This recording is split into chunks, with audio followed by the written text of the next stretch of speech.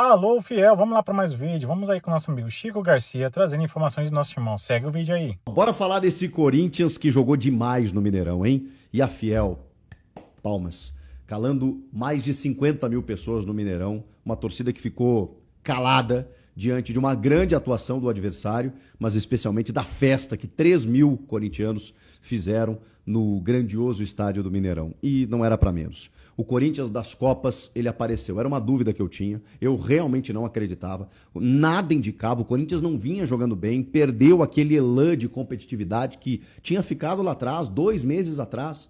Como que eu imaginaria que, de repente, diante de um Cruzeiro que vinha jogando muito bem no Campeonato Brasileiro, o Corinthians ia se sobressair, ia se sobrepor, ia ser preponderante, protagonista, dominante. Claro que o Cruzeiro melhorou no segundo tempo, natural, jogava em casa, veio pra cima, mas eu preciso falar aqui de estratégia, de consistência, de como encarar um jogo de mata, em que você tem o primeiro jogo fora e que, obviamente, você vai buscar sobreviver para decidir em casa. Mas mais do que isso, o Corinthians fez muito mais do que isso. O Corinthians não foi para empatar ou perder de pouco, não. O Corinthians foi para ganhar o jogo, construiu seu resultado e depois administrou de uma maneira que, obviamente, iria sofrer por conta de ataques do adversário, porque é bom time, mas soube controlar. Você controla o jogo de duas maneiras. Ou você controla a bola ou o espaço. O Corinthians fez as duas coisas. No primeiro tempo controlou a bola, no segundo o espaço. E não permitiu que o Cruzeiro fosse dominante, protagonista e impusesse o seu jogo. Qual é o jogo do Cruzeiro? É um jogo de velocidade, de transição,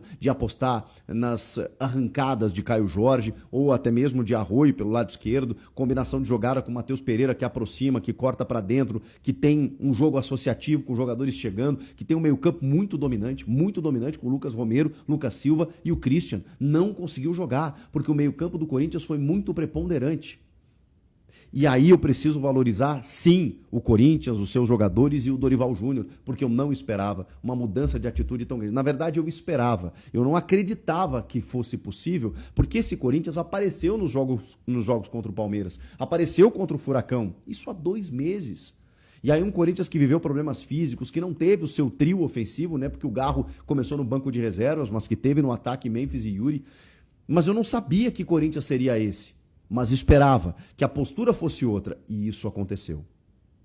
E isso eu sempre falo, independentemente do resultado, o torcedor já entenderia. Opa, voltaram com um empate, uma derrota, mas jogaram dessa maneira, beleza, tá tudo certo. O que não era aceitável era a preguiça modorrenta, preguiçosa, manhaca, como aconteceu nos jogos contra o Juventude, Ceará, Botafogo, que o Corinthians jogou diante do seu torcedor pelo Campeonato Brasileiro. Eu sei que jogo de Copa é outra coisa, mas eu tava em dúvida, eu confesso para vocês. Felizmente, esse Corinthians ressurgiu. E foi um Corinthians muito copeiro. Fala sério. Olha, o Corinthians atacou no primeiro tempo. O Cruzeiro, assim, teve uma escapada ou outra, o Matheus Pereira dá um chute, o Hugo defende e tal, mas quem dominou as ações no primeiro tempo foi o Corinthians. O Corinthians estava chegando. Quando o Corinthians faz o seu gol, ele já merecia estar vencendo, porque ele já era melhor do que o Cruzeiro. E de que maneira esse gol acontece? A bola chega no Breno Bidon, que assumiu a skin de um meia armador na ausência do Rodrigo Garro. Aliás, tem jogado mais do que o Garro, que tem problemas físicos, é verdade, que é um jogador super importante, que entrou no segundo tempo e colaborou porque entrou com aquele espírito Corinthians, e o Garro é muito Corinthians, mas o Bidon, cara, nessa função, mérito do Dorival. O Dorival entendeu que o Bidon poderia fazer uma função com alguns passos à frente do que normalmente ele joga no time, como normalmente ele jogou desde que subiu pro profissional. O Dorival entendeu. Lançou o Bidon ali. E na ausência do Garro, em vários momentos da temporada, quem assumiu essa função foi o Bidon. Pois o Bidon, a bola tá na intermediária, vem no pé dele, ele encontra o Carrilho aberto pelo lado direito. Finalmente o Carrilho jogando na dele, e jogando melhor, e jogando aquilo que sabe. Ele teve uma lesão grave, ele voltou de lesão, ele ficou muito tempo afastado, ele estava, né, com alguns problemas e tudo mais, mas esse Carrilho, esse André Carrilho que apareceu nesse jogo, é o que a gente conhece, é o que serve, é o que funciona, é o cara aberto pelo lado direito. O Carrilho era atacante, gente, até ser fixado como um volante, um meio campista pelo Ramon Dias, mas ele jogava pelo flanco, e ele sabe muito bem fazer essa função. Ele ocupa aquele lado ali em que o Cruzeiro bobeia, ele consegue um cruzamento na medida para o Yuri dar assistência, e o Memphis, cara, engana o Fabrício Bruno Se ele erra a cabeçada, eu não sei. Eu só sei que o Fabrício Bruno vai meio estranho na bola, ele na disputa de cabeça toma a frente da jogada e aí ele tem só o Cássio à sua frente que já tá deitado. E ele olha pro lado, empurra a bola pro fundo da rede e decide. Memphis Depay decide. É isso que você ouviu. Que dia triste, né? Para os detratores de Memphis Depay. Mais um.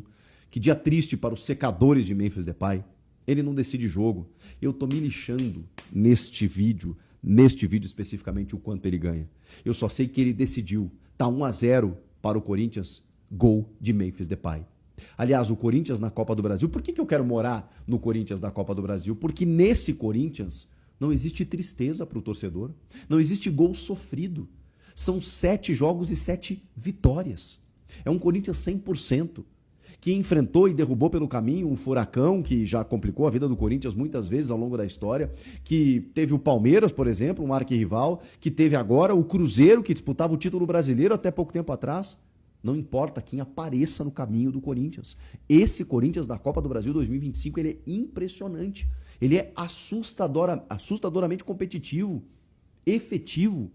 Ele abocanha seus adversários. Ele passa por cima de quem quer que seja. Impressionante esse Corinthians.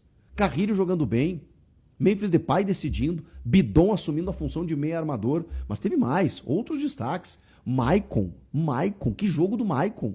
Cara, jogo pra gente repensar. Eu sei que tem muita gente questionando aí se ele tem que ficar ou não, mas é jogo de, sabe, jogo de jogador que entra pra história. Porque se o Corinthians for campeão, o Maicon entrará pra história. Muito por esse jogo.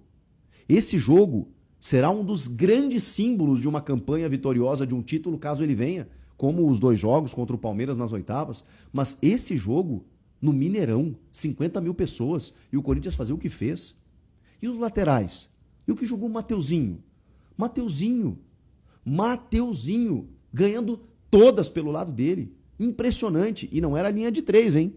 Para que fosse ala, só no finalzinho, quando o Angileri entra e aí ele faz aquele sistema de 3 zagueiros. O Matheus Bidu também jogando muita bola, mas o Mateuzinho, cara, é um absurdo o que ele tá jogando.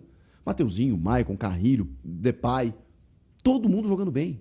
Gustavo Henrique, porque aí é o seguinte, no primeiro tempo o Corinthians faz o resultado, claro, o Corinthians tá jogando em casa, mas não conseguiu impor o seu jogo em nenhum momento. Teve uma chegada que outra e tudo mais. No segundo tempo, o Hugo trabalha mais. E aí eu preciso destacar também porque parece que a gente meio que espera que ele faça isso. Porque ele tá lá para isso, evidentemente. Agora, ele é gigante. Ele é impressionante como ele veste a carapuça de jogo grande. Como todos os outros que eu citei. Mas o Hugo, cara, ele sentiu que era jogo. E quando você tem um jogo desse tamanho, o teu goleiro precisa aparecer. Ele precisa pegar a bola do jogo. E ele pegou algumas. Cruzamento para a área que ele interceptou. Cabeçada que ele pegou no canto. A bola vem nele, ele pega. Quando precisa, o Hugo tá lá. O Hugo entende jogo grande como tal. E foi isso que ele fez. Você precisa de um cara desse. Passou da defesa, vai parar no Hugo. E muitas vezes nem passou pela defesa, porque o Gustavo Henrique fez um jogo brilhante defensivamente. O André Ramalho acho que começou um pouco mal, não sei se falta de ritmo e tudo mais, depois ajustou, porque a defesa, não só apenas dos dois, trabalhou muito bem. No segundo tempo, o Corinthians deu 2 passos para trás. Arriscado, claro, mas também, com exceção de alguma outra defesa do que eu acabei citando aqui, não sofreu tanto assim. Foram bolas levantadas, né? Obviamente tem um lance ou outro. Mas o Hugo não fez milagres, ele fez defesas importantes, ele apareceu quando preciso. Mas o Cruzeiro não conseguiu ter um volume de jogo a ponto da gente entender, caramba, o gol vai sair a qualquer momento. Não, eram chegadas naturais de um time que está em casa, precisa correr atrás e que é bom time e tudo mais, mas um Corinthians que soube se defender o tempo inteiro e ainda assim especulou. E ainda assim teve a entrada do Vitinho, que quase gera um segundo gol. E ainda teve a entrada do Garro, ainda teve a entrada do Angileri, que segurou ali atrás e tudo mais. O Charles, que não perde jogo, né? Tem uma estatística impressionante a seu favor, o Charles, que eu nem considero um jogador tão importante assim, mas aí é no momento que ele tá segurando ali com 3 defensores, ele tinha colocado o André também, ele já tinha tirado o Yuri Alberto, o próprio Memphis, para povoar o meio de campo ali, para, obviamente, segurar um pouco mais, deixando só o Garro e o Vitinho mais na frente, né, com esses 3 volantes ali, 3 zagueiros, para segurar nos minutos finais, porque se falava que o Corinthians precisava sobreviver, poxa, você está ganhando de 1-0 na casa do adversário, não é crime nenhum você segurar, é estratégia, é mata-mata, é resultado. Ali você não está querendo jogar bonito, não, poxa vida, vou me defender agora, não, você está pensando sim que você está vencendo por 1-0, um jogo de 180 minutos em que você precisa vencer esses primeiros 90. E o Corinthians venceu. Que jogo, incrível. O Dorival tem o molho, tem a mão mesmo para a Copa do Brasil, impressionante, ele sabe jogar esse torneio. Cara, é inacreditável como o Corinthians do Dorival sabe jogar essa competição. O Dorival não ganhou 3 títulos à toa e ele está em busca de mais um.